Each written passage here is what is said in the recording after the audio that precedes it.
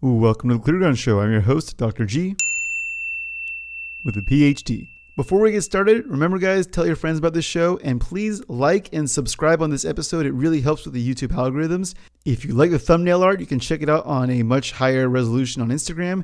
And remember, leave any questions you might have throughout the week. And on the last episode of the week, I will be answering the questions in a mailbag. The Ukrainian-Russian conflict is in full swing, and all the world's eyes are on it. Now, we're going to talk a little about it, especially from a science and policy section at the beginning of this show. I'm not going to comment that much on the rest because I just don't know where to get the info. From there, we're going to talk about some COVID things. I know it looks like COVID's gone, but in reality, the first phase is gone, where they were controlling our whole lives and making everything miserable. The second phase is holding these people accountable. We have all the receipts, and we're going to start talking about it today. We'll break some stories down on the CDC's new masking guidance, as well as the vaccine passports that are sweeping the nation. Let's dive on in.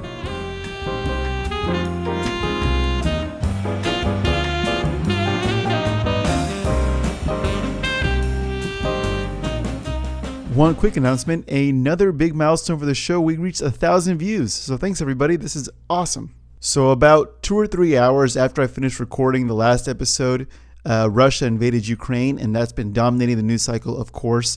And so we're going to talk a little bit about that. I'm going to talk a little bit about energy and sort of European energy and consumption and what all that means, because I think that that's a good intersection of science and politics.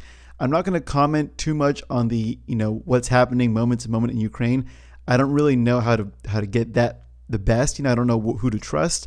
We see a lot of things happening and it's all looking pretty ugly. So I'm going to refrain from commenting there. That being said, I have lots of friends and I know a lot of people that are, really struggling with this. And so prayers and thoughts go out to you guys. I hope this resolves quickly, with minimal casualties. I will start off with a few things that I can comment on politically speaking from our administration. So first up, let's hear our president, who is, of course, mentally all there and totally efficient, brilliant tactician, discussing Ukraine from the podium. Provocation, without justification, without necessity. This is a premeditated attack. Vladimir Putin has been planning this for months, as we've been saying all along. He moved more than 175,000 troops, military equipment, and positions along the Ukrainian border. He moved blood supplies into position and built a field hospital, which tells you all you need to know about his intentions all along. He rejected every good faith effort the United States and our allies and partners made to address our mutual security concerns through dialogue to avoid needless conflict and avert human suffering. For weeks, we have been warning that this would happen. And now it's unfolding largely as we predicted. So what I find most incredible about this statement is the fact that if this was so largely predicted for weeks and weeks and weeks, why didn't you change the strategy, right? Why, if you knew this was going to happen this way, they were rejecting all these proposals, why not change the strategy? I don't understand how this was largely predictable and largely avoidable, how there wasn't more mitigation that could have taken place. And I think there were plenty, and we'll discuss some of the things that have gone on since this invasion started that could have totally been avoided here in a little bit. But before we go to sanctions and things like this, first I want to touch on something that John Kerry said, which just epitomizes the level of thought I feel like that is going on at the top brass and how totally just not in the realm of reality they are. Certainly big country attention because they will be diverted and I think it could have a damaging impact. So I hope President Putin will help us to stay on track with respect to what we need to do for the climate. So this was literally after the invasion. John Kerry is saying, well, look, okay, all this has happened, but what I really hope is that President Putin can work with us on continuing our goals towards the climate. Like, seriously, the climate? You're thinking about the climate right now when, there's an invasion going on, people are dying, military forces are moving around the area, and what you're focused on is the climate? Okay, so let's talk about some energy real quick since he's discussing climate. So here's a pie chart of the EU energy demand in 2019. You'll see that 31% of all the energy in the EU right now is comprised of nuclear, hydro, and renewable. The other 69% are from energy sources that John Kerry doesn't like, meaning natural gas, oil, and coal. Now you can further break up that renewable energy section, which is 15% of the EU energy demand, and you can see that it breaks down into 73% of the renewable section. So it makes up, 11% of the 15% in renewables is bioenergy. So that means that of the renewables, 73% of all that energy is coming from bioenergy. And of course, what's the dirty secret about biomass burning? Biomass burning in those power plants emit 150% more CO2 than coal, and 300 to 400% more of the CO2 than natural gas per unit energy produced. All sources are in the description, so you guys can feel free to go read that whole article on biomass burning. It's really good. But all this to say is that if he's focusing on renewables for the climate, and 73% of the renewables being used for energy in Europe right now, or at least within the last 2 years, are from biomass burning, which produces more CO2 than coal, this guy's obviously a jokester and a clown. And the fact that he's focusing on this during this crisis is just unbelievable. So staying on this topic of energy, let's discuss Germany, which is one of the biggest economies in Europe, and what they're doing in terms of with Russia and Ukraine and energy in this crisis.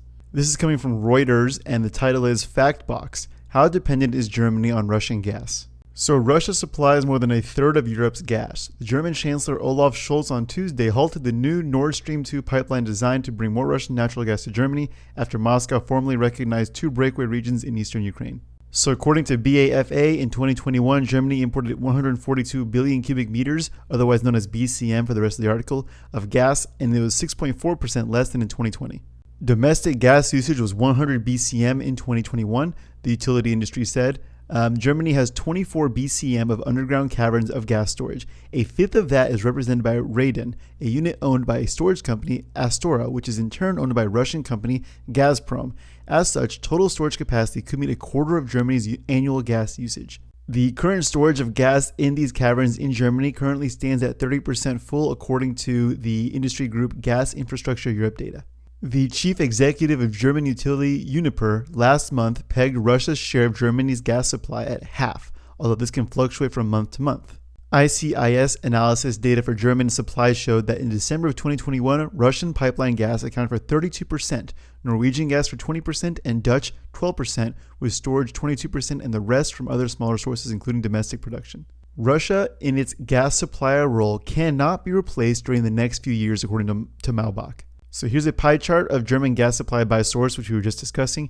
And as you can see, right now in December of 2021, Russia at a minimum made up 32%. But again, it's somewhere in the neighborhood of half of all the gas that they're using. And it fluctuates from month to month, but that's a lot of gas. So the next logical question is, why does Germany need gas? So according to Reuters, gas burning accounted for 15.3% of German electricity generation last year, according to BDEW. So losing a large chunk of gas imports from whatever source could require a short-term increase in coal-fired generation at home or imports of power from neighbors to fill the gap. The situation is more acute when home heating, where gas keeps half of Germany's 41.5 million households warm, and in manufacturing industries where sectors such as ceramics cannot produce without the fuel. Also, keep in mind, Germany plans to shut down 3 of their 6 remaining nuclear reactors by the end of 2022, because even though nuclear is the greenest form of energy we have, it's not in their renewable slice, so they're just removing it basically. This makes them even more reliable on outside sources for energy. Germany does not only need gas from Russia. BAFA showed that 34% of Germany's crude oil came from Russia in 2021, and coal group VDKI said 53% of hard coal received by German power generators and steelmakers came from Russia last year. So what does this posturing mean from Olaf Scholz? Basically that in the short term, it's a political statement, but in the long term, if they try to keep this up, the energy price in Germany is going to skyrocket. And I have no idea how long their citizens are going to tolerate this. Again, this is one of the biggest economies in Europe, and they're shooting themselves in the foot by allying themselves with Russia. And this was predicted by Donald Trump a few years ago. Let's take a listen. It's very sad when Germany makes a massive oil and gas deal with Russia, where you're supposed to be guarding against Russia, and Germany goes out and pays billions and billions of dollars a year to Russia. So we're protecting Germany, we're protecting France, we're protecting all of these countries. And then numerous of the countries go out and make a pipeline deal with Russia, where they're paying billions of dollars into the coffers of Russia. So we're supposed to protect you against Russia, but they're paying billions of dollars to Russia, and I think that's very inappropriate. And the former chancellor of Germany is the head of the pipeline company that's supplying the gas. ultimately Germany will have almost 70% of their country controlled by Russia with natural gas. So you tell me, is that appropriate? I mean, I've been complaining about this from the time I got in. It should have never been allowed to have happened. But Germany is totally controlled by Russia because they were. So this also was a predictable problem that didn't get solved. So the whole thing is just really convoluted and crazy. And I focused a lot on the part where science and politics can interact, and that was, climate and things like this. But this issue is huge.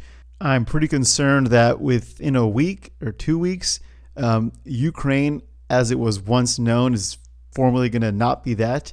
I think that this might get a little out of hand. I have the feeling that Vladimir Putin is trying to basically regain the territory of the former USSR. So for now he's attacking the Ukraine, which is basically the land area the size of Texas, a little smaller than Texas. But there's a bunch of other neighboring Eastern European countries that might be in his crosshairs in the next few years. And there's a lot riding on this, and the potential for bloodshed and loss of life is huge. And we all don't want that. Nobody wants that. We want to avoid that. And there's no clear answer out. And so for now, I'm gonna be restrained on what I report from that conflict because it's just so hard to know what's true and what's not. All I can do is send my thoughts and prayers. And for anybody feeling a little overwhelmed in the situation of future impacts, this scene from Lord of the Rings always kind of helps me keep things in perspective. So I think I'd share with you guys before I go on to other news. I wish the ring had never come to me. I wish none of this had happened. So do all who live to see such times, but that is not for them to decide. All we have to decide is what to do with the time that is given to us. There are other forces at work in this world, Frodo, besides the will of evil. Bilbo was meant to find the ring, in which case you also were meant to have it. And that is an encouraging thought. All right, so on to some other news. So first of all, guys, aren't you glad that COVID's done? Well, really it isn't, but the media is totally 180 to, everything in Eastern Europe. And so, and fair enough, but we should still reflect on some COVID things that are coming out, because while there's all these different things happening around the world, the people that need to be held accountable for what they've done still need to be held accountable. And this show has all the receipts, so we're going to hold them accountable. So first up, I don't know if you guys remember a couple of weeks ago, I was predicting that by the State of the Union, they were going to announce the end of COVID in America. We've won, we've done it, woohoo. This memo from Impact Research was just dropped on February 24th, 2022. So Impact Research is a polling firm. It's a Democratic polling firm, and they proudly supported Joe Biden in the last election. They also are, working in many different ways to help to get Democrats elected in some of the more tougher districts for Democrats to get elected. So clearly there's some bias, and that's fine. Everybody has bias, no problem with that. But what's interesting is this memo was released February 24th. On Friday, February 25th, the CDC released a change in guidance on masking to take place effective immediately. So that's, I guess just following the science, perfectly timed science. So let's just real quick go over what the memo was saying about how they're going to try and handle COVID. So here's the opening paragraph. After 2 years that necessitated lockdowns, travel bans, school closures, mask mandates, and nearly 1 million deaths, nearly every American finally has the tools to protect themselves from this virus. It's time for Democrats to take credit for ending the COVID crisis phase of the COVID war, point to important victories like vaccine distribution and providing economic stability to Americans, and fully enter the rebuilding phase that comes after any war. Below, we lay out some strategic thoughts for Democrats positioning themselves on COVID-19 after nearly 2 years of this pandemic. So here are some of the key bullet takeaways. 1. Declare the crisis phase of COVID over and push for feeling and acting more normal. 2. Recognize that people are worn out and feeling real harm from the years-long restrictions and take their side. 3. Acknowledge COVID still exists and likely will for a long time. 4. Don't set COVID zero as the victory condition. 5. Stop talking about restrictions and the unknown future ahead. Wow, what a turnaround, huh? I wonder who's been saying lots of things like this whole time. I don't know. But again, I cannot emphasize this enough. It was all based on science. All these decisions based purely on science. So again, while there's no COVID coverage happening right now, this article dropped on February 24th, and it was from Forbes. Title is, "A National Vaccine Pass Has Quietly Rolled Out and Red States Are Getting on Board." This article hits the ground running with an opening paragraph saying, even as the Omicron variant loosens its grip on the world, destinations continue to require travelers to show proof of vaccination. And, increasingly, a paper CDC vaccination card is not cutting it. Uh-oh, I wonder what that means. Maybe we should just get rid of this whole vaccine passport thing in general. No, that's just crazy.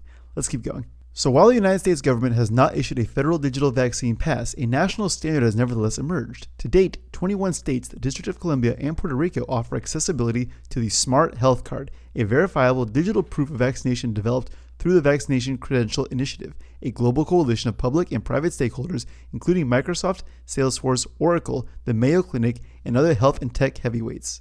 Very soon, at least 4 more states will be rolling out access to smart health cards. We've seen a notable uptick in states that have officially launched public portals where individuals can get verifiable vaccination credentials in the form of smart health cards with a QR code, says Dr. Brian Anderson, who's the co-founder of the VCI and the chief digital health physician at MITRE. So here's a map of the states that have the smart health card accessibility. And there's a lot of people you'd expect. New York's on there, California's on there, Washington State's on there. There's a few you wouldn't expect. I didn't expect Mississippi to be on there, to be honest, or Louisiana. South Carolina and Oklahoma also are coming soon or rolling out this program soon. That's definitely unexpected to me, but that's what this article is saying. So moving on in the article, there is already an impressively widespread availability of smart health cards in the US. More than 200 million Americans can now download, print, or store their vaccination records as a QR code. When the QR code is pulled up, only the individual's name, date of birth, and vaccination information is visible. No other medical information or personal data is shared. This code is digitally signed to ensure that the card was issued from a verified location and to prevent forgery. So no other information is shared now. Right now it's not shared. Okay. The Smart Health Card is such an important development, and the Vaccine Credential Initiative has been phenomenal in getting this out there, says Warren, noting that while Bindle recognizes several interoperable standards, the Smart Health Card has emerged as the most important. Absolutely, it has become the standard across the US and North America. And at an international level, we are continuing to see intense interest in a coordinated international approach, says Anderson, and that has not diminished at all. I think quite the opposite. To wit, every Canadian province has now adopted smart health card verification, as has Aruba, the Cayman Islands, Singapore, and Japan. And in Africa, the smart health card is rolled out in Kenya and Rwanda, just the first of 32 African countries in the Smart Africa Alliance to adopt a digital-first approach to healthcare records. So here's their argument for why red state governors should adopt this premise of the smart card. And it's pretty weak, but I'll read it out to you guys. And here's what it says. Having digital access to personal health records empowers the individual. More than a dozen states have launched their own smart health card based portals. At least 7 others, including Arizona, Mississippi, and West Virginia, have turned to a third-party MyIR Mobile to issue smart health cards. Minnesota has chosen Docket, another third-party option. Most right-leaning states offering smart health cards do it quietly, without any fanfare. But Big Red South Carolina expects to roll out a portal for smart health cards by the end of March, according to Politico. This isn't a passport, South Carolina Director of Immunizations told Politico. This is essentially a COVID card that people get at their convenience because it's their record. The problem for me with this argument is that it only gives power to the individual based on a new set of powers, right? So what they're saying is, well, look, the state, these restaurants, all these people are going to start forcing you. So to give you more power, we'll let you get this card, and then you'll have all the power you want to go to all these places. So basically, they're giving you something by taking a bunch of other things away from you that they didn't used to take away. So they're not really giving any power, in my opinion. Furthermore, I see so much potential for this to go super south whenever any health crisis comes up again, right? We saw how much misinformation was shot out during COVID, day after day, week after week. And don't worry, remember, we have all these receipts we're going to get to in the coming weeks and the coming months when people start really getting called up for what they've done. So with all this power that they now have with these smart cards, just imagine the next crisis. From the start, they'll be able to restrict so many things based on nothing except fear. And you want to trust people when they're telling you, hey, this is for your own health, this virus is really bad. But they've lost so much credibility, it's hard to trust them. And now with this power grab, they'll be able to do so many things to the economy and to the individual in America that I think this is just a total bad idea. And of course, the last section, or one of the last sections to this article, this won't be the last pandemic. Lastly, having a vaccine verification system in place prepares the US for the next coronavirus variant, as well as the inevitability of future pandemics. Again, because their policies worked so good. That's why we had more deaths in 2021 than 2020, right? So good. So yes, This won't be the last pandemic. And we've done all of our decision making clearly based on the science, as we've seen from the CDC time and time again. So just give us the power and we'll be able to solve the next pandemic, no problem. And that's going to be it for us today, a little shorter than usual. I've got some stories I want to talk about, but I'll do that on Tuesday because I have a pretty big event happening on Monday that I've got to prepare for. So thank you guys so much for listening. Have a great weekend. I'll also be doing mailbag on Tuesday. And with that, please enjoy this video and I'll see you guys soon.